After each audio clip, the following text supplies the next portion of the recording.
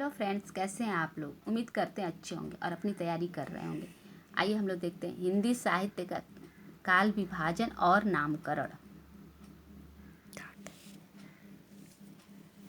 काल विभाजन के कई आधार हो सकते हैं, जैसे कर्ता के आधार पर प्रसाद युग, भारतेंदु युग, द्विवेदी युग। प्रवृत्ति के आधार पर भक्ति काल, संत काव्य, सूफी काव्य, रीति काल, छायावाद, प्रगतिवाद। विकासवादिता के आधार पर आदिकाल, आधुनिक काल, मध्यकाल। हिंदी के प्रमुख इतिहासकारों द्वारा किए गए काल विभाजन को देखते हैं। गारसा दत्तासी, शिव सिंह सेंगर ने काल विभाजन का कोई प्रयास नहीं किया था।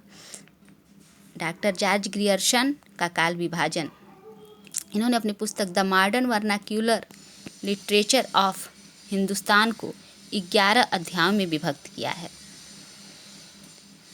ये परीक्षा में तो नहीं पूछता है, पर ज्ञान के लिए इसको पढ़ लेते हैं। नंबर पहला चारण काल, दूसरा 15वीं सदी का धार्मिक पुनः जागरण, तीसरा जायसी की प्रेम कविता, चौथा ब्रज का कृष्ण संप्रदाय, पांचवा मुगल दरबार, छठा तुलसीदास, सातवां रीति काव्य, आठवां तुलसीदास की अन्य प्रवृत्ति, नौवां 18वीं शताब्दी, 10वां कंपनी के शासन में हिंदुस्तान, 11वां महारानी विक्टोरिया के शासन में हिंदुस्तान।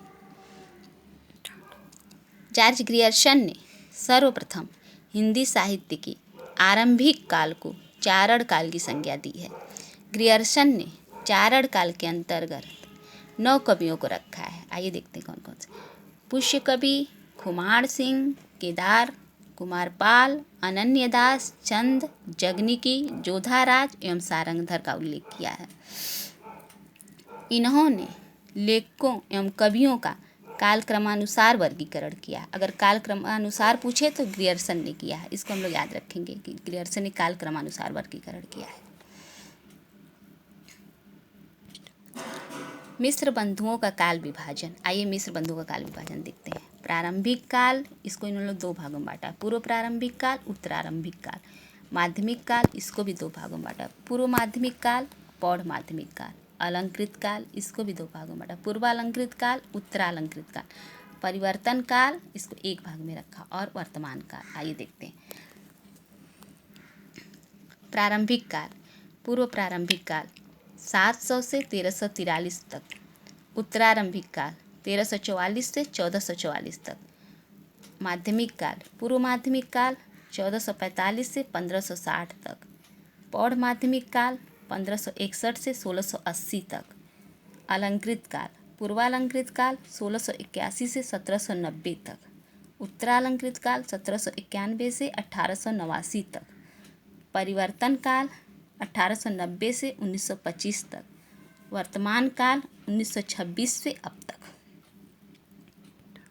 आचार्य शुक्ल का काल विभाजन, आइए देखते हैं। आदिकाल, इसको इन्होंने बीरगाथा काल भी कहा है, संवत 1050 से 1375 तक।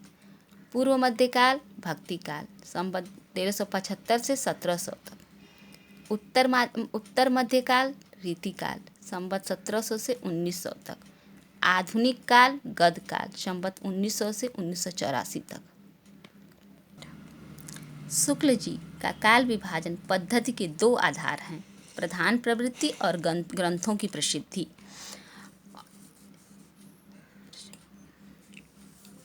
शुक्ल जी ने आदिकाल का नाम जो बीरगाथा काल रखा है, उन्होंने इस काल का नामकरण जिन साहित्य कोटि में गिने जाते हैं वो 12 रचनाएं हैं। वो रचना कौन कौन से एक बार देखते हैं। विजयपाल रासो, हमीर रासो, कृतिलता, कृति पताका, खुमान रासो, बिसलदेव रासो, पृथ्वीराज रासो, परमाल रासो, जयचंद्र प्रकाश, मयंक चंद्रिका और खुसरो की पहेलियाँ, विद्यावती की पदावली। इन्हीं 12 रचनाओं के आधार पर शुक्ल जी ने बीरगाथा आदिकाल का नाम बीरगाथा काल रखा है। डॉक्टर राम कुमार वर्मा का काल विभाजन देखते हैं। संधि काल 750 से 1000 तक।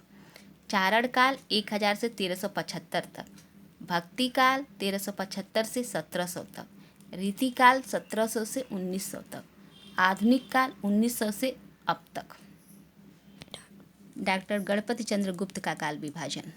प्रारंभिक काल 1184 से 1350 ईस्वी तक।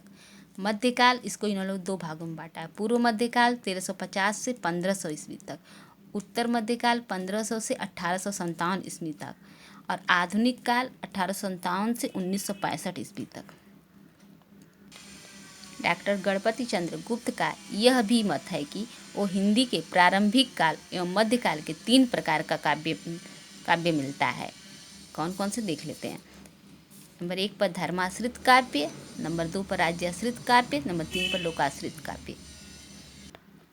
फ्रेंड्स, ये पार्ट 1 है। कल नामांकन का दूसरा का पार्ट पढ़ेंगे। वीडियो बहुत ज़्यादा लंबी हो जाएगी, इसलिए कल पार्ट 2 पढ़ा जाएगा। अगर ये वीडियो आपको पसंद आए तो इसको लाइक, सब्सक्राइब, अपने दोस्तों में शेयर करिएगा।